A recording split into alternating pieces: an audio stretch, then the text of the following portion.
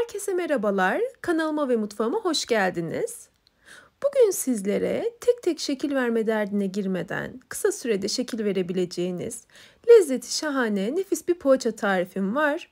Tarifimde kullanmış olduğum malzemeleri videonun açıklama kısmında belirttim. Bu arada beni hangi şehirden izlediğinizi videonun yorumlar kısmında belirtirseniz çok mutlu olurum. Sözü daha fazla uzatmadan hemen tarifimin yapımına başlamak istiyorum. 1 su bardağı ılık süt yoğurma kabına alalım. Üzerine 2 yemek kaşığı toz şekeri ve 1 paket kuru instant mayayı ekleyerek şeker çözününceye kadar karıştıralım. Ben sütü cezvede biraz fazla ısıtmışım. Bunun için yoğurma kabına aldıktan sonra biraz ılımasını bekledim. Parmağımızın dayanacağı ısıda olmalı sütün sıcaklığı. 1 su bardağı sıvı yağı, 1 şişe maden suyunu ekleyelim. 200 mililitrelik şişelerde maden suyu. Şöyle bir kısaca karıştıralım bu malzemeleri de ekledikten sonra. Sonrasında unu ilave edeceğiz. Ben 6 su bardağı un hazırlamıştım. Azar azar ekliyorum. Bir miktar unu ekledikten sonra üzerine bir dolu tatlı kaşığı tuzu ekledim. İlk olarak spatula ile karıştırıyorum kıvam alıncaya kadar. Kıvam aldıktan sonra elimle yoğurma işlemine geçeceğim.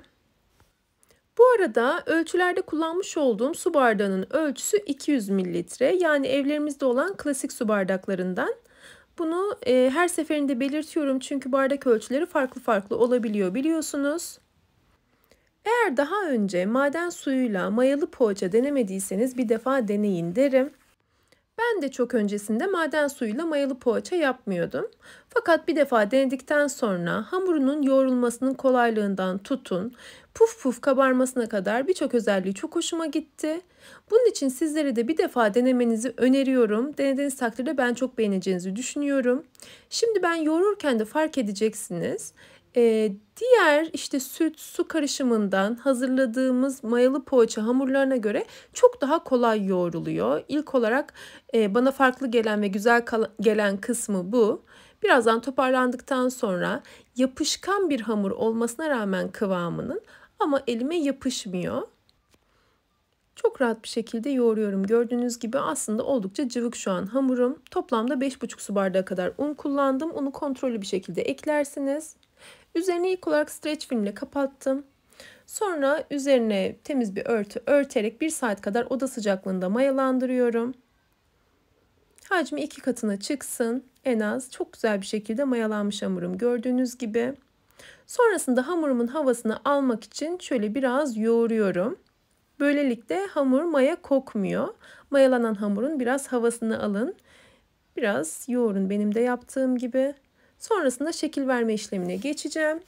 Başında da belirttiğim gibi tek tek şekil vermiyoruz. Bu poğaça tarifinde dilerseniz farklı şekillerde elbette hazırlayabilirsiniz.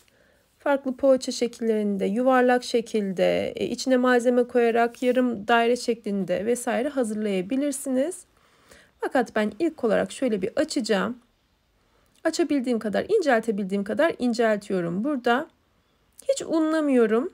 Gördüğünüz gibi zaten tezgaha hiçbir şekilde yapışmıyor hamur. Dikdörtgen formunda açabildiğim kadar açacağım. Merdane ile açmak daha kolay oluyor. Dilerseniz oklava ile de açabilirsiniz elbette. Tam köşeleri de belli olan bir form oluşturmaya çalışacağım. Dikdörtgen formu oluşturacağım. Sonra kenarlarını şöyle elimle düzeltiyorum ki rulo yapınca bir kısmı çok ince, bir kısmı çok kalın kalmasın. Eşit boyutlarda olsun. Lor peyniri ve ince kıyılmış maydanoz karışımı hazırladım. Farklı iç malzemeyle de yapabilirsiniz elbette. Lor peynirinin içerisine bir miktar kaşar peyniri ekleyebilirsiniz ya da beyaz peynirle yapabilirsiniz. Patatesli, kıymalı, her türlü iç malzemeyle olabilir. Her yerine dağıttıktan sonra şöyle elimle de az kalan kısımlara da gelmesini sağlıyorum. Bu tarz tek bir seferde şekil veren tarifler birçoğumuzun hoşuna gidiyordur eminim. Çünkü tek tek şekil vermek genelde biraz daha uğraştırıcıdır. Uzun olan kenarından, tek bir kenarından başlayarak rulo yapıyorum. Çok geniş almıyorum ruloyu yaparken ki keserken dağılmasın, biraz bütünlüğünü korusun. İki taraftan rulo yapacağım, ortada birleştireceğim iki ruloyu. Böylelikle hem çok çok kalın olmasını önlemiş olacağım. Böyle lokmalık olacak, çok büyük, çok hacimli bir poğaça olmayacak. İki tarafı da eşit şekilde sarmaya çalıştım. Sonrasında ortadan keskin bir bıçakla kesiyorum. Son olarak da iki ruloyu şöyle ayırıyorum. Uç kısımlarına dağılmaması için birleştiriyorum. Ardından 2-3 parmak genişliğinde kadar, bu sizin tercihinize kalmış. Benim dilimlerim şöyle 2 kalın parmak kadar dilimledim poğaçalarımı. Şekil verme aşaması bu kadar basit. Gördüğünüz gibi hiç uğraştırıcı bir tarafı yok. Hamur çok kolay bir şekilde açıldı. İç malzememi yerleştirdim, rulo yaptım ve dilimledim. Yağlı kağıt serdiğim fırın kabına dik bir şekilde poğaçalarımı sıralıyorum. Yağlı kağıt sermeden fırın kabının içerisini yağlayarak da yapabilirsiniz tabii ki.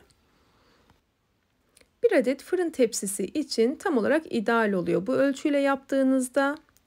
Fırın kabına sıraladıktan sonra üzerini temiz bir örtüyle kapatalım ve muhakkak tepsi mayası yapalım. Tüm mayalı poğaça tariflerinde bunu da belirtiyorum.